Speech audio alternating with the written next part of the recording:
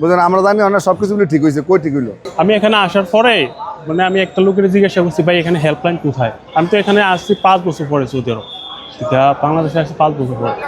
তারপরে উনি বলতেছে যে ভাই হেল্পলাইন তো ওইখানে, আপনি যাই লাগবো না, আপনি আমার নাম্বার দিয়ে ফোন দেন। ওনার নাম্বার দিয়ে ফোন দেওয়ার পরে উনি বলতেছে ভাই 10 রিয়াল দেন। আমি কই 10 রিয়াল কেন ভাই? কয় কি আপনি আমার নাম্বার দিয়ে ফোন দিচ্ছেন না এই জন্য। তা আমি কই কি তা নেন 5 রিয়াল নেন। এখন 5 রিয়াল দিয়ে অন্য কোনো রকম মানে নিচ্ছে, এই আর কি অবস্থা। ওইখানে দাঁড়াইছিল কিন্তু উনি কইলাম আমার দেখাই দিত, পাশে গেলাম ছিল হটলাইন, ঠিক আছে, উনি গেলাম আমার দেখাই দিলে পারতো যাবে এখানে এই জিনিসটা আছে, ঠিক আছে। আমার বাস উনি আমার দিকে মানে টাকা হাতানো ধান্দা আর কি। পদ্মা সেতু, মেট্রো রেল এবং এলিভেটেড এক্সপ্রেসওয়ে নির্মাণের গর্বিত অংশীদার বসুন্ধরা সিমেন্ট।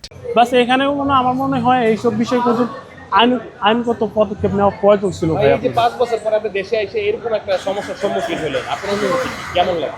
ভাই খুবই বাজে অবস্থা, খুবই বাজে অবস্থা। এইসব জিনিসটা দেখে একদম মানুষ ধরেন আসলো, আইসা যদি একটা মানুষের গেলাম ওইখানে একটা মেন্টালিটি থাকে, অন্যরকম সাইকোলজি চিন্তা ভাবনা থাকে, কিন্তু এখানে আরেক রকম সাইকোলজি আইসা দেখে পুরাই বিকৃত হয়ে যায়।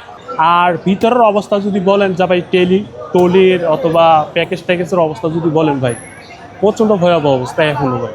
প্রায় বাংলা 4,000-5,000 টাকা পড়ছে একটা টলিটা।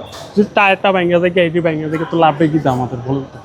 তো এত টাকা দিয়ে আমরা যদি ইয়া করি তো লাভ কি আমাদের বল?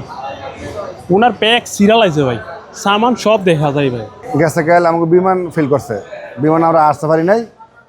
তো আমাদের মাল তো বিমানে আইসে পড়ছে, আসার পরে তো আজকে মাল আমরা যে বিমানে আসছি এই মতো বিমানে মাল আয় নাই, এই মাল গেছে গেলে আয় পড়ছে।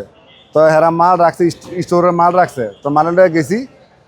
তো হেরা তো ওই যে কাগজপত্র চায়, খাতাপত্র চায়, মানে এরা স্টেম নিব আর কি। নেওয়ার পরে লেখার পরে কয় বকশিস দেন। আমি কি বকশিস দিতাম না রে? কে বলে এটা? ওই যে উনি একটা ভলিউম খাতা যে লেখে উনি বলছে। বাংলাদেশ বিমানের ভিতরে?